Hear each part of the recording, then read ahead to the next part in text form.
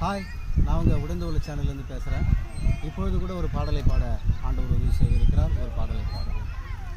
விண்ணப்பத்தை கேட்பவரே, என் கண்ணீரை காண்பவரே,